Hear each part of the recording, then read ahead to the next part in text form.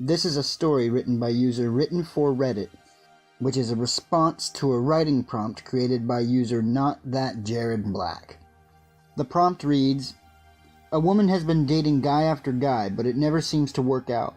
She's unaware that she's actually been dating the same guy over and over, a shapeshifter who's fallen for her and is certain he's going to get it right this time."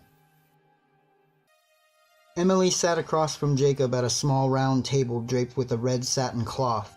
Soft music played out of hidden speakers. Her champagne flute remained untouched as she searched for the words to say.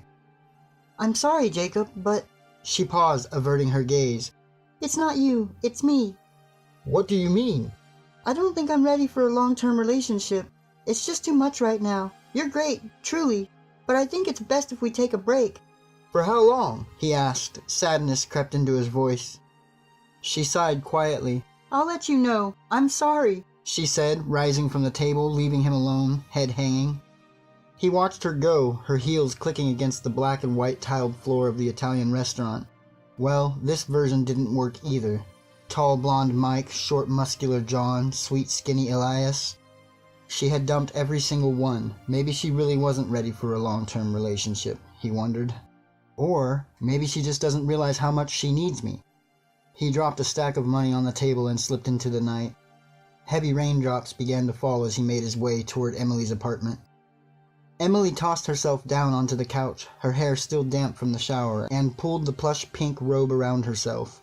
She clutched the warm cup of tea between her hands and drank deeply. "This is what I want," she smiled. A quiet scratching turned her head. Probably the storm. She turned the volume on the TV up to listen to the home decorator explain their choices for the house they were in the process of flipping. The scratching came again, more urgently this time. She set her tea down, her bare feet whispered across the floor as she made her way to the front door. She had to stand on her toes to see through the small peephole. "I'm just hearing things," she tried to convince herself. Another series of frantic scratching turned her head toward the window. She grabbed an umbrella and gripped it like a baseball bat. Lightning flashed outside her apartment, the brilliant burst of light briefly illuminating a small shape on her fire escape. "Is that..." A quiet meow came from the window as a reply to her question. "You poor thing!" she cooed as she opened the window and lifted the soaking wet kitten inside. The cat meowed happily and pressed its head against her robe. Emily dried him off and got a small dish of tuna fish for the cat. It didn't have a collar or anything that could help her identify who the cat could possibly belong to. "Well, I need to call you something. Any ideas?" "Jacob," he thought, purring quietly. "How about Hamlet?" Jacob meowed.